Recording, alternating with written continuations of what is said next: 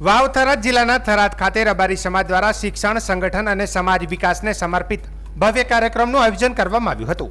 કાર્યક્રમમાં ગૌપાલક એજ્યુકેશન સેવા ટ્રસ્ટના નવનિર્મિત હોસ્ટેલનું ઉદ્ઘાટન કરવામાં આવ્યું હતું, જ્યારે વિવિધ ક્ષેત્રોમાં શ્રેષ્ઠ પ્રદર્શન કરનાર સમાજના તેજસ્વી તારલાઓનું સન્માન પણ કરવામાં આવ્યું હતું।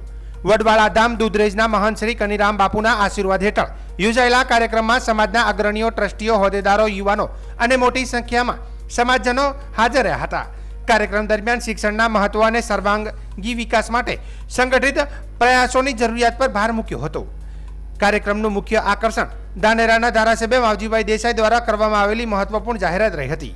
તેમણે મંચ પરથી જણાવ્યું હતું કે આગામી ડિસેમ્બર મહિનામાં ડીસા ખાતે રબારી સમાજની ભવ્ય બિઝનેસ સમિટનું આયોજન પણ કરવામાં આવશે। ધારાસભ્ય માવજીભાઈ દેસાઈએ જણાવ્યું હતું કે આ બિઝનેસ સમિટનો મુખ્ય હેતુ સમાજના યુવાનોને વેપાર, ઉદ્યોગ અને સ્વરોજગાર ક્ષેત્રે નવી તકો સાથે જોડવાનો છે। સમિટમાં સફળ ઉદ્યોગપતિઓ, વ્યવસાયિકો અને વિવિધ ક્ષેત્રના નિષ્ણાતો દ્વારા માર્ગદર્શન આપવામાં આવશે, જેથી યુવા પેઢીને આર્થિક રીતે વધુ સશક્ત બનાવી શકાય। આ પ્રસંગે પૂર્વ ધારાસભ્ય ગોવાભાઈ દેસાઈ, સમાજના આગેવાન ઠાકરજીભાઈ રબારી, જીવરાજભાઈ આલ સહિત ગોપાલક એજ્યુકેશન સેવા ટ્રસ્ટના ટ્રસ્ટીઓ અને સમાજ આગેવાનો હાજર રહ્યા હતા। વક્તાઓએ શિક્ષણ અને આર્થિક પ્રગતિને સમાજના વિકાસનો આધારસ્તંભ ગણાવી યુવાનોને ઉચ્ચ શિક્ષણ અને ઉદ્યોગ ક્ષેત્રે આગળ વધવા પ્રેરિત કર્યા હતા।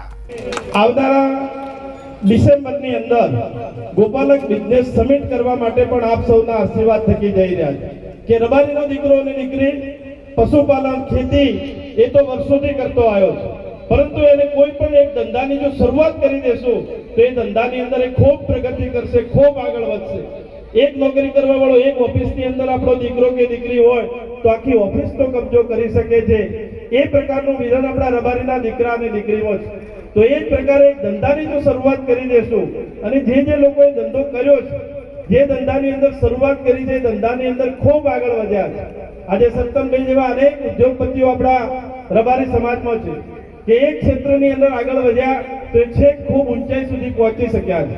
એ જ પ્રકારે રબારી સમાજના દીકરા અને દીકરીઓ આવનારા સમયની અંદર બિઝનેસમાં પણ આગળ વધે, એની પણ શરૂઆત આપણે સૌએ સાથે મળી અને આવનારા સમયમાં કરીએ તો મને ચોક્કસ વિશ્વાસ છે કે આજ રબારી સમાજ જે રીતે પાટીદાર સમાજ કામ કરે છે, જે રીતે ચૌધરી સમાજ કામ કરે છે બિઝનેસની અંદર, એ જ પ્રકારનો બિઝનેસ આપણા રબારી સમાજના દીકરા અને દીકરીઓ કરી રબારી સમાજને ગૌરવ વધારવાનું કામ, રબારી સમાજને આર્થિક રીતે મજબૂત કરવાનું કામ પણ આપણે સૌએ સાથે મળીને કરીશું એવી આપ સૌને વિનંતી પણ કરું છું।